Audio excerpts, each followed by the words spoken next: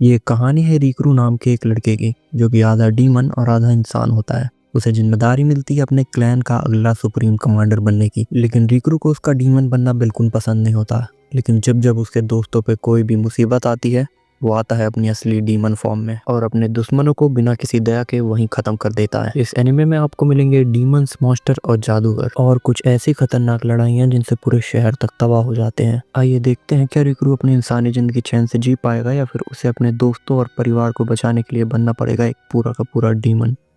कहानी की शुरुआत होती है अंधेरी बरसात भरी रात से, जहाँ पे हमें हमारा मेन कैरेक्टर दिखाया जाता है। आखिर तुम्हारे दिमाग में चल क्या रहा है रिकी?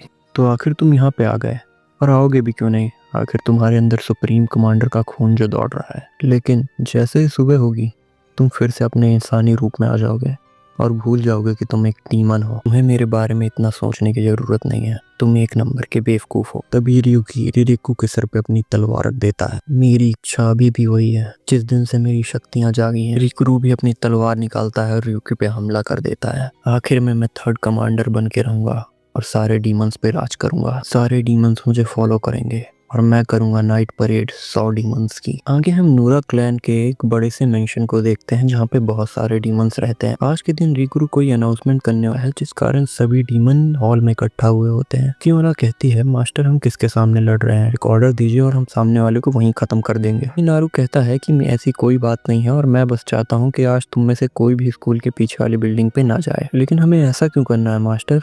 क्योंकि ये मेरा ऑर्डर है। और इतना कहने के बाद रिकरू भागते हुए स्कूल की तरफ निकल जाता है। पक्षी मॉन्स्टर रिकरू के पास आता है और कहता है, मास्टर कम से कम आपको एक स्वॉर्ड या 2 बॉडीगार्ड रखने चाहिए। लेकिन रिकरू उसकी कोई बात नहीं सुनता और वहां से जाने लगता है। तभी हम रियुकी को देखते हैं, जो कि मेंशन के अंदर आ रहा होता है। देख के रिकू डर जाता है और सोचता है ये बंदा काफी ज्यादा भयानक दिखता है। तभी ये खोपड़ी वाला मॉन्स्टर कहता है कि क्या ऐसा हो सकता है रियुकी इस्तेमाल कर रहा हो मास्टर का खुद सुप्रीम कमांडर बनने के लिए? क्यों कहती है वो ऐसा कभी नहीं होने देगी। तभी हम देखते हैं रिकरू के दादाजी को, जो कि अभी सुप्रीम कमांडर होते हैं नूरा क्लैन के। तभी रियुकी कहता है कि रिकरू हमेशा से इंसान बन के रहा है, लेकिन अब एक वही है जो पूरी तरीके से डीमन वर्ल्ड के खौफ को बाहर ला सकता है। तभी हम रिरिकू को देखते हैं, जो कि स्कूल की तरफ भागते हुए जा रहा होता है। जैसे ही रिरिकू स्कूल पहुंचता है, वहां पे कुछ लड़कियां बात कर रही होती हैं पुरानी स्कूल बिल्डिंग की, जहाँ पे लोगों को लगता है कि वहाँ पे मॉन्स्टर्स रहते हैं। तभी उनमें से एक लड़की रिकरू को देखती है और कहती है, ऐसा कुछ नहीं होता है ना रिकरू। अगले सीन में हम रिकरू को एक दोस्त को देखते हैं, जो कि बातें कर रहा होता है कि आज रात हम पुरानी स्कूल बिल्डिंग में जाएंगे और मॉन्स्टर्स को ढूंढेंगे। उनमें से एक लड़की कहती है कि ये सब बस रूमर्स है और तुम रूमर्स को और बढ़ा रहे हो।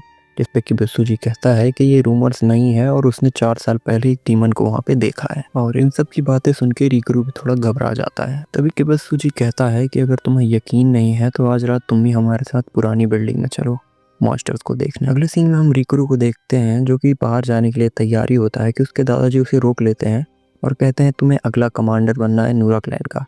जिस पे रिकरू साफ मना कर देता है और वहां से चला जाता है। आगे हम रिकरू और उसके सभी दोस्तों को देखते हैं, जो स्कूल बिल्डिंग के बाहर आ चुके होते हैं। तभी लोग अंदर जाने ही वाले होते हैं कि रिकरू को कोई अजीब सी एनर्जी महसूस होती है। सोचता है कि अंदर शायद कुछ तो बहुत खतरनाक है। आगे रिकरू और उसके दोस्त स्कूल के बिल्डिंग के अंदर आ जाते हैं। तभी काना कहती है कि उसे काफी ज्यादा डर लग रहा है, जिस पे रिकरू कहता है कि उसे चिंता करने की जरूरत नहीं है, अगर कुछ भी हुआ तो उसे बचा लेगा। लेकिन तभी रिकरू के दोस्त को कुछ दिखता है और वो लोग काफी ज्यादा डर जाते हैं। लेकिन जब रिकरू वहाँ पे टॉर्च से देखता है तो वहाँ सिर्फ कुछ मूर्तियां रखी हुई होती हैं। कि बिस्सू जी कहता है कि अब शायद हमें रूम्स की तरफ जाना चाहिए। सभी लोग रूम छानबीन कर ही रहे होते हैं कि तभी रिकरू को एक छोटा डीमन मिल जाता है, और वो नूरा क्लैन का डीमन भी नहीं होता। अब रिकरू काफी ज्यादा टेंशन में आ जाता है, क्योंकि यहाँ पे और भी कई सारे डीमंस हो सकते हैं। आगे से हम लेबोरेटरी के सामने खड़े होते हैं और अंदर जाने ही वाले होते हैं। लेकिन तभी रिकरू को अंदर से किसी खतरनाक डीमन का ऑरा महसूस होता है और वो उन सभी को तुरंत रोक देता है। तभी हम रिकरू के पीछे देखते हैं एक डीमन को, जो कह रहा होता है उसे खून पीना है और वो बहुत ज्यादा प्यासा है। लेकिन तभी रिकरू दरवाजा बंद कर देता है और वो डीमन अंदर चला जाता है। रिकरू को दोस्तों को लग रहा होता है कि शायद यहाँ पे कोई भी डीमन या मॉन्स्टर नहीं, लेकिन रिकरू उन सबके पीठ पीछे सभी मॉन्स्टर को वहां से भगा दे रहा होता है, ताकि उसके दोस्त उन सभी को देख ना पाए। लेकिन रिकरू को मुसीबतें अब बढ़ती चली जा रही होती हैं, क्योंकि जैसे ही वो किसी डीमन को भगाता है, उसके सामने फिर एक नया डीमन आ जाता है। तभी कि बिस्सू जी कहता है, जिस हिसाब से उसने रिसर्च की थी, यहाँ तो ऊपर से लेकर नीचे तक डीमंस और मॉन्स्टर्स होने चाहिए थे। तभी रिकरू कहता है कि शायद ये तुम्हारा वहम हो और ऐसी कोई चीज होती ही ना हो। अगर रिकरू और उसके दोस्त एक आखिरी रूम को चेक करने की सोचते हैं, लेकिन जैसे ही रिकरू उसके अंदर जाता है, उसे एक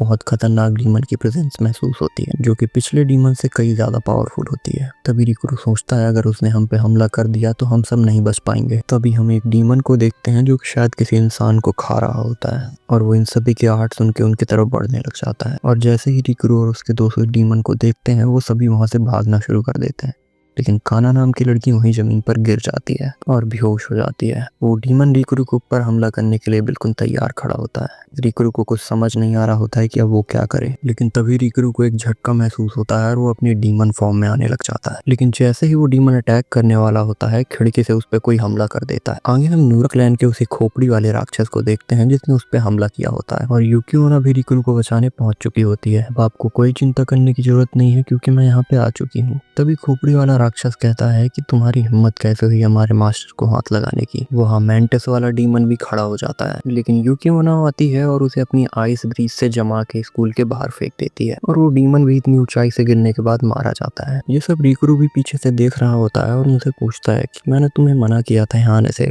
फिर तुम यहाँ पे क्या कर रहे हो। यूकी ओना कहती है ये सब हम आपको बाद में बताएंगे, सबसे पहले तो हमें यहाँ से निकलना होगा वरना यहाँ और भी मॉन्स्टर आ जाएंगे। अगले सीन में वो सभी लोग काना को लेकर किसी गली के पास आ जाते हैं। यूकी ओना बताती है कि 4 साल पहले जब आपकी शक्तियाँ जागी थी तब से हम आपके आसपास ही रहते हैं आपकी रक्षा करने के लिए। और तभी वो लोग ट्रांसफॉर्म होना शुरू हो जाते हैं।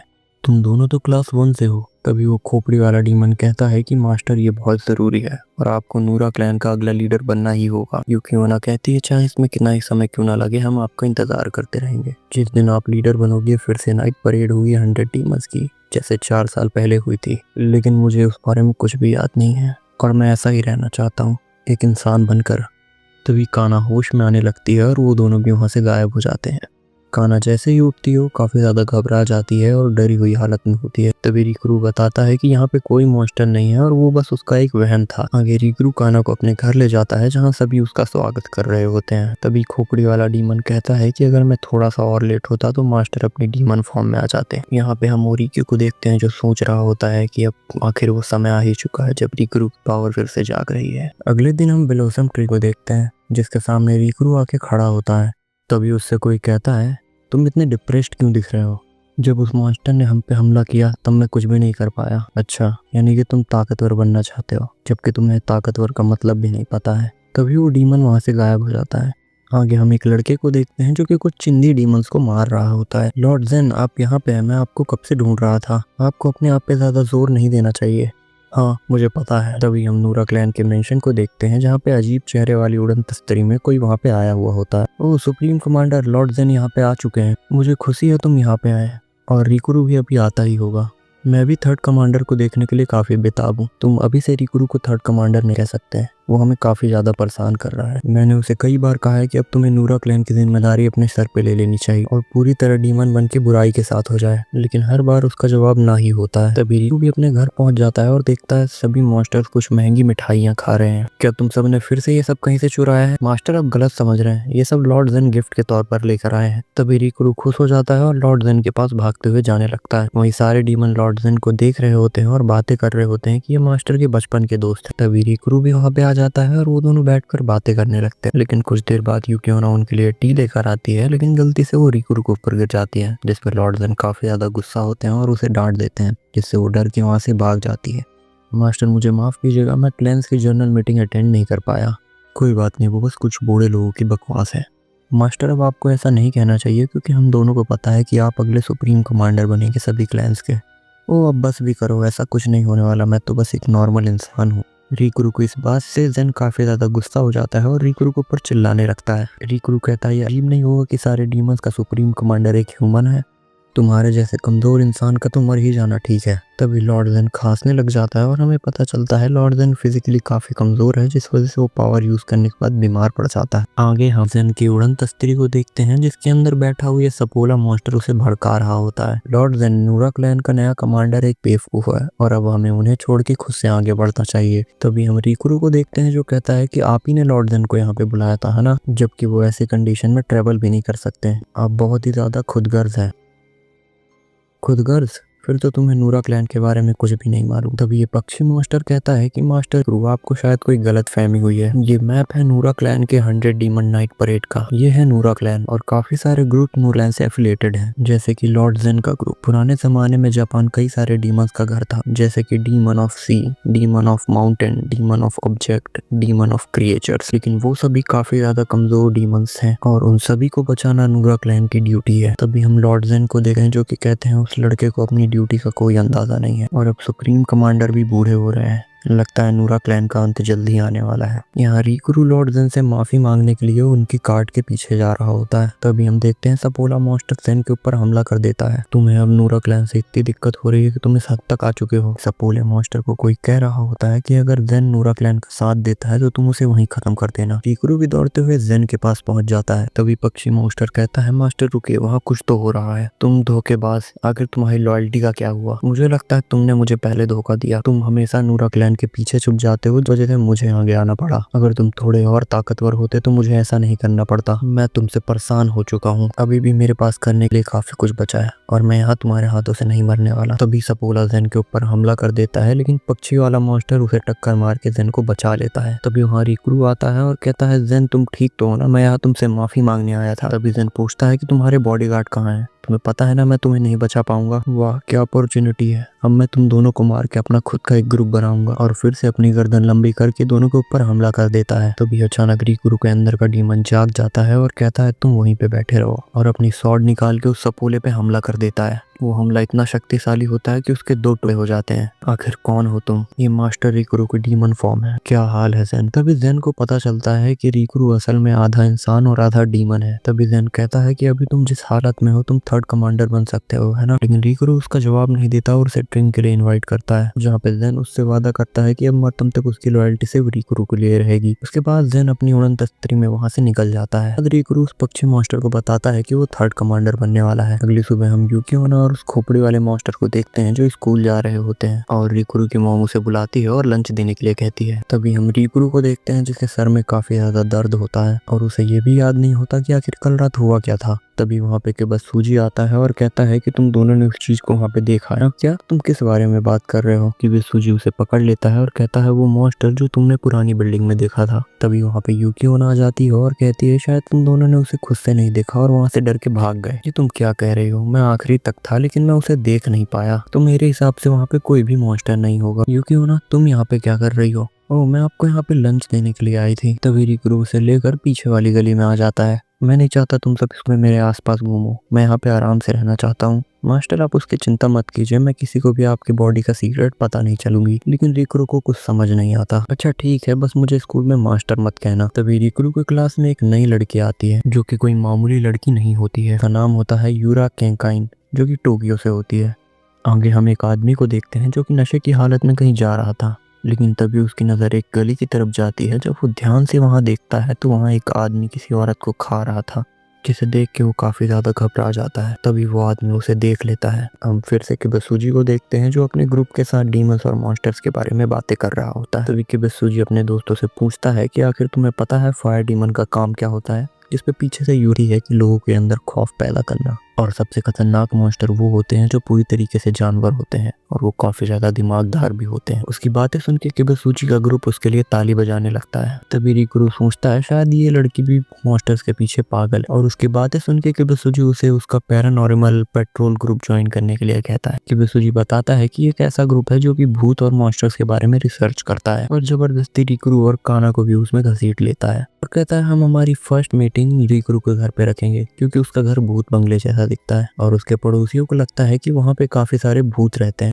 जिससे रिकुरू अब काफी ज्यादा टेंशन में आ जाता है। और ये सारी बातें यूकियोना और खोपड़ी वाला भूत भी सुन रहे होते हैं। आगे हम तीनों को घर जाते हुए देखते हैं जहाँ पे रिकुरू कहता है अब मुझे क्या करना चाहिए, सभी लोग मेरे घर आ रहे हैं। तभी खोपड़ी वाला भूत कहता है हम सबको संभाल लेंगे मास्टर और सभी को शांत रहने के लिए कहेंगे। हाँ लेकिन हम यूरा का क्या करें? मुझे लगता है उसे मॉन्स्टर्स के बारे में काफी नॉलेज है। यूकियोना भी कहती है कि उसे भी वो लड़की थोड़ी अजीब सी लगती है। तभी रिकरू अपने घर पहुंच जाता है और देखता है कि अंदर से काफी ज्यादा शोर आ रहा होता है, और जब वो अंदर जाके देखता है तो वहाँ पे पार्टी चल रही होती है और सभी लोग काफी ज्यादा खुश लग रहे होते हैं। तभी रिकरू पूछता है कि आखिर यहाँ पे हुआ क्या है। तो सभी लोग बताते हैं कि ये पार्टी हमने आपके लिए रखी है क्योंकि कल रात आप अपनी डीमन फॉर्म में ट्रांसफॉर्म हुए थे, और सभी लोग उससे एक बार और ट्रांसफॉर्म होने के लिए कहते हैं। रिकरू कहता है वो सब छोड़ो और सभी लोग कहीं जाके छुप जाओ क्योंकि आज रात मेरे दोस्त आने वाले हैं और मैं नहीं चाहता कि वो सब तुम लोगों को देखें, जिससे सभी लोग काफी ज्यादा उदास हो जाते हैं और हॉल की साफ सफाई में लग जाते हैं। और तभी रिकरू के सारे दोस्त भी वहाँ पे आ जाते हैं कि वे सुजी उसे यहाँ इनवाइट करने के लिए शुक्रिया कहता है। फिर रिकरू कहता है कि असल में मैंने तुम्हें यहाँ पे नहीं बुलाया है, और सभी को अंदर आने के लिए कहता है। तभी यूरा कहती है कि मुझे ये हाउस काफी ज्यादा इंटरेस्टिंग लग रहा है, और रिकरू उन सभी को अंदर ले आता है। वो सभी अंदर घूम ही रहे होते हैं कि यूरा कहती है कि उसे मॉन्स्टर्स का ऑरा महसूस हो रहा है। तभी छत पे खड़े कुछ मॉन्स्टर्स कहते हैं कि शायद उसे पहले से पता है यहाँ मॉन्स्टर्स रहते हैं वहाँ पे, लेकिन वो लोग समय रहते छुप जाते हैं। आगे रिकरू और उसके दोस्त भी अपनी मीटिंग शुरू कर देते हैं, जहाँ पे किबेसुजी कहता है कि वो पहले अपनी रिसर्च दिखाना चाहेगा और बताने लगता है मॉन्स्टर्स कई तरीके के होते हैं, जैसे ह्यूमनॉइड, कापा और तेंगू। तभी वहाँ पे एक भूत टी लेके आ जाती है। उससे रिकरू काफी ज्यादा डर जाता है कि कहीं इन्हें पता ना चल जाए, और वो उस भूत को वहाँ से भेज देता है। रिकरू के दोस्त पूछने लगते हैं क्या वो तुम्हारी बड़ी बहन है? नहीं, वो बस यहाँ पे मदद करने के लिए आती हैं, जिससे उसके दोस्तों को लगता है कि वो सच में काफी ज्यादा अमीर है। लेकिन तभी यूरा को फिर से कोई मॉन्स्टर महसूस होना शुरू हो जाता है, और रिकरू बाथरूम का बहाना बनाकर सबको डांटने के लिए चला जाता है। लेकिन जब वो वापस आता है तो वहाँ पे कोई भी नहीं होता, क्योंकि यूरा उन सभी को मॉन्स्टर ढूंढने के लिए ले जाती है। तभी हम देखते हैं बहुत सारे मॉन्स्टर्स झाड़ी के पीछे छुपे हुए होते हैं। जैसे ही यूरा उन्हें नोटिस करती है वो भी छुप जाते हैं। यूरा कहती है मुझसे कोई गलती नहीं हो रही और मुझे मॉन्स्टर्स का ऑरा महसूस हो रहा है, और वो लोग फिर से रिकरू के घर में छानबीन करने निकल पड़ते हैं। तभी यूरा बाथरूम में पहुंच जाती है और वहाँ के सारे मॉन्स्टर बाथटब में छुप जाते हैं। यहाँ यूरा पूरे घर में छानबीन करना शुरू कर देती है और हर तरफ मॉन्स्टर्स ही छुपे हुए होते हैं। सभी लोग जा ही रहे होते हैं कि यूरा को एक अजीब सी एनर्जी महसूस होती है, और जब वो लोग उस कमरे के अंदर जाते हैं तो वहाँ एक बहुत बड़ी बुद्धा की मूर्ति रखी होती है, और उस मूर्ति के अंदर काफी सारे छोटे छोटे मॉन्स्टर छुपे हुए होते हैं। यूरा सोचती है मेरे सेंस के हिसाब से यहाँ कोई मॉन्स्टर होना ही चाहिए था, और वो लोग भी यूरा से बचने के लिए इधर उधर छुप रहे होते हैं। उसी समय रिकरू के दादाजी वहाँ आ जाते हैं और सब में कैंडी बांटने लगते हैं। तभी वो यूरा की तरफ देखते हैं, लेकिन यूरा को उनसे कुछ भी महसूस नहीं होता, जिसे देख के रिकरू भी थोड़ा चौंक जाता है और उसके दादाजी वहाँ से चले जाते हैं। तभी यूरा बताती है कि कुछ हाई रैंकिंग डीमंस अपनी प्रेजेंस को छुपा सकते हैं। यूरा को ऐसा लग रहा होता है जैसे उसे कोई देख रहा है, और तभी मूर्ति के पीछे से एक चूहा निकल के आता है। वो चूहा भी भागना शुरू कर देता है और यूरा भी उसका पीछा करने लगती है। यूरा उसका पीछा करते करते घर के गार्डन तक पहुंच जाती है और कहती है मैं जानती हूँ तुम एक मॉन्स्टर हो, और चूहा भी अपना रूप बदलना शुरू कर देता है। तभी यूरा उसके ऊपर कुछ मैजिक कार्ड्स फेंकती है और कहती है केंकाई क्लैन के नाम पे मैं पूरी दुनिया से मॉन्स्टर्स को खत्म कर दूंगी, और जैसे ही वो चूहा यूरा के ऊपर हमला करता है वो उसे मार देती है। रिकरू कहता है यानी तुम एक ओमियोजी हो जो कि जीने के लिए मॉन्स्टर्स को मारते हैं। तभी पीछे से रिकरू के दोस्त भी आ जाते हैं जो ये सुन के काफी ज्यादा चौंक जाते हैं। तब यूरा बताती है कि मैं डायरेक्ट केंकाइन क्लैन से आई हूँ जो कि क्योटो में भूतों को मारते हैं। तभी किबेसुजी कहता है कि शायद मैंने केंकाइन नाम टीवी पे पहले सुना है। यूरा कहती है कि शायद तुमने मेरे दादाजी का नाम सुना होगा। तब किबेसुजी उससे पूछता है कि जब तुम इतनी पॉपुलर हो तो यहाँ पे क्या कर रही हो। यूरा बताती है कि उकियो टाउन में काफी ज्यादा मॉन्स्टर और डीमन रहते हैं, और उसने सुना है सभी डीमंस का लीडर भी यहीं पे है, और मुझे भेजा गया है ताकि मैं यहाँ के सभी डीमंस को मार दूं, और जब मैं उन सभी को मार दूंगी तो मैं केंकाइन क्लैन के हेड और सबसे ताकतवर ओमियो जादूगर बन जाऊंगी। यूरा की बातें सुन के रिकरू और परेशान हो जाता है, और रिकरू के सारे दोस्त भी वहाँ से जाने लग जाते हैं। उन सभी के जाने के बाद खोपड़ी वाला राक्षस और यूकियोना वहाँ पे आते हैं। खोपड़ी वाला राक्षस बोलता है कि मैं उस रैट को देख नहीं पाया, और मुझे नहीं लगता कि वो इस क्लैन का भी है। आगे हम यूरा और काना को देखते हैं जो कहीं जा रहे होते हैं। तभी हम देखते हैं एक आदमी उन दोनों से आके टकरा जाता है, जिससे यूरा थोड़ी उदास हो जाती है, लेकिन काना उसका हाथ पकड़ के उसे थोड़ा अच्छा महसूस करवाती है। वो लोग अपने रास्ते जा ही रहे होते हैं कि बहुत सारे लोग आके उन्हें घेर लेते हैं। तभी यूरा कहती है तुमसे एक अजीब सी बदबू आ रही है। तुमने क्या कहा अभी? यूरा काना को अपने पीछे करती है और बताती है ये वही मॉन्स्टर है जिनके बारे में मैंने सुबह बताया था। कुछ ही देर बाद वहाँ पे और भी लोग आ जाते हैं। तभी वो कहता है तुम थर्ड कमांडर की दोस्त हो है ना। वो मॉन्स्टर अपनी शक्ल बदलता है और कहता है कि हम तुम्हें तब तक खाएंगे जब तक सिर्फ तुम्हारी हड्डियां नहीं बचती, और मजा आना तो बस अभी शुरू हुआ है। वो लोग उनके ऊपर हमला करने ही वाले होते हैं कि यूरा एक मंत्र पढ़ती है और एक शिकागामी को समन कर लेती है, और वो एक बड़ा सा बुल्फ होता है जो कि एक रैट को आते ही मार देता है। तभी उनका लीडर कहता है अच्छा तो तुम एक ओमियोजी हो, और यूरा जाके उस वुल्फ के ऊपर बैठ जाती है और कहती है तानारो कुछ रैट्स को खाने का वक्त आ गया है।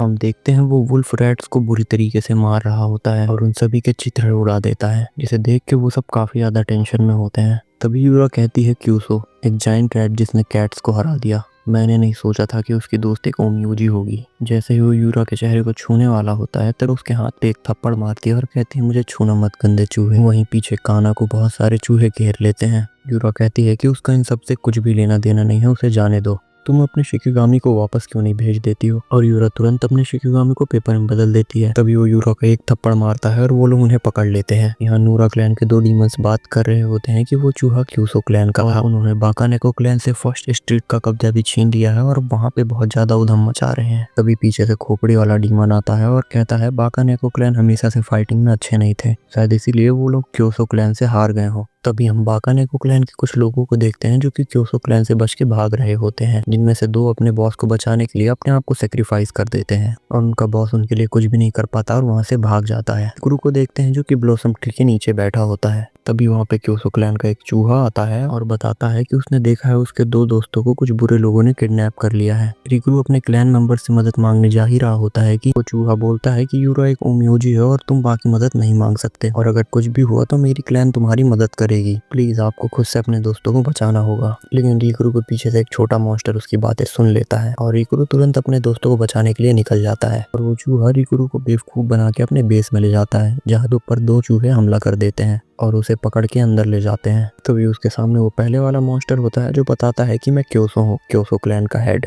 चाहे तुम कितने ही बेवकूफ और कमजोर क्यों ना हो, आखिर में तुम ही नूरा क्लैन के 3rd कमांडर हो। अब नूरा क्लैन के पास इतनी पावर नहीं है कि वो हमारी विशेष को सेटिस्फाई कर सके, और मैं चाहता हूँ तुम सभी क्लैन को एक मैसेज भेजो कि अब तुम 3rd कमांडर नहीं बनोगे। अगर तुमने ऐसा नहीं किया तो मैं दोनों लड़कियों को मार दूंगा। इसके बाद वो लोग रिकुरु को वहां से छोड़ देते हैं। वो एक पार्क के बीच से जा ही रहा होता है कि उसके सामने रियोटाने को आकर गिरता है। तभी वहाँ पे क्योसो क्लैन के कुछ चूहे आ जाते हैं और रिकुरु उसकी हालत देखते हुए उसे अपने मेंशन में ले जाता है। क्या आप सच में इन छोटी बिल्लियों को वापस करने वाले हो? तभी क्योसो उसे एक पंच मारता है और वो वहीं पे राख बन जाता है। मैं इन क्यूटीज को यहाँ से जाने दूं? मुझे तो अभी बहुत सारे मजे करने हैं। तभी यूरा जाग जाती है और कहती है इसका इन सबसे कुछ लेना देना नहीं है, इसे जाने दो। लगता है तुम अभी भी नहीं समझी। मैं तुम्हें दिखाऊंगा कि बिना शिकिगामी के तुम एक लड़की के सिवा कुछ नहीं हो। यहाँ रिकुरु भी अपना ऑफिशियल लेटर बना के तैयार होता है सभी क्लैंस को भेजने के लिए और कहता है अगर उसने ऐसा नहीं किया तो काना और केकाइन को मार दिया जाएगा। तभी वहाँ रिकुरु के दादाजी आ जाते हैं और रिकुरु कहता है कि आप मुझे अब नहीं रोक सकते क्योंकि मुझे उन्हें बचाना ही होगा।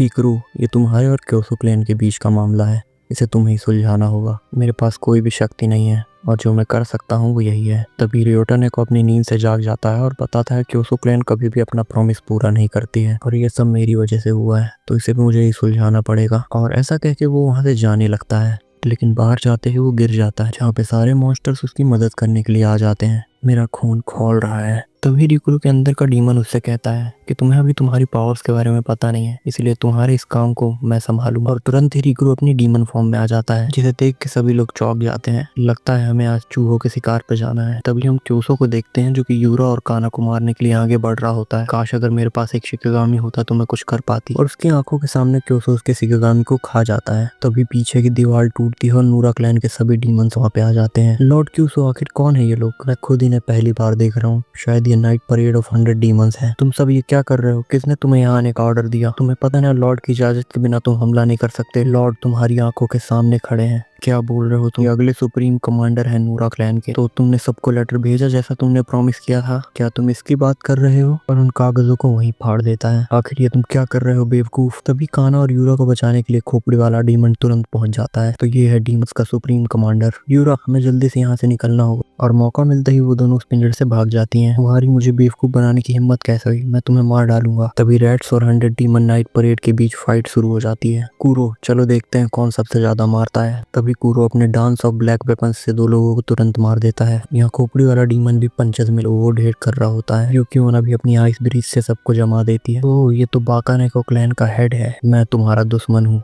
प्लीज मास्टर रिकुरु, मुझे फाइट करने दीजिए। तुम तो बहुत बड़े बेवकूफ हो। रियोटाने को उसके ऊपर हमला कर ही रहा होता है कि क्योसो भी अपनी फुल फॉर्म में आ जाता है, लेकिन धागे वाला मास्टर उसे उसके पंच से बचा लेता है। उसे एक पंजा मारता है, लेकिन क्योसो के हेडबट से उसका खेल वहीं खत्म हो जाता है। तुम इतना ही कर सकते थे कमजोर बिल्ले। पहले मैं तुम्हारे लीडर को मारूंगा, उसके बाद तुम सबको। तभी रिकुरु उसके ऊपर अपनी एक फूंक मारता है और वो जलना शुरू हो जाता है। अगर तुम मुझ पे हमला नहीं करते तो शायद मैं तुम्हें जीने का एक मौका देता। मैं इस लड़ाई के बीच में नहीं आने वाला था, लेकिन तुम्हारी गलती की वजह से तुम मरने वाले हो। मेरा मेरा वादा है तुमसे, नूरा क्लैन खत्म होके ही रहेगा। और क्योसो वहीं जल के राख हो जाता है। आगे हम यूरा को देखते हैं जो कहती है मैं तुमसे प्रॉमिस करती हूँ अगली बार जब हम मिलेंगे मैं तुम्हें मार दूंगी। अच्छा, ये तो अगली बार ही पता चलेगा। उसके बाद रीग्रू भी अपनी आर्मी के साथ वहां से चला जाता है। उसी के साथ ये एपिसोड भी यहीं पे खत्म होता है। गाइस मैं इस सीरीज का नेक्स्ट पार्ट जल्द से जल्द लाने की कोशिश करूंगा, तो प्लीज लाइक एंड सब्सक्राइब करके जाएं। इस वीडियो को बनाने में मुझे काफी समय लगा है, तो प्लीज थोड़ा सपोर्ट दिखाइए।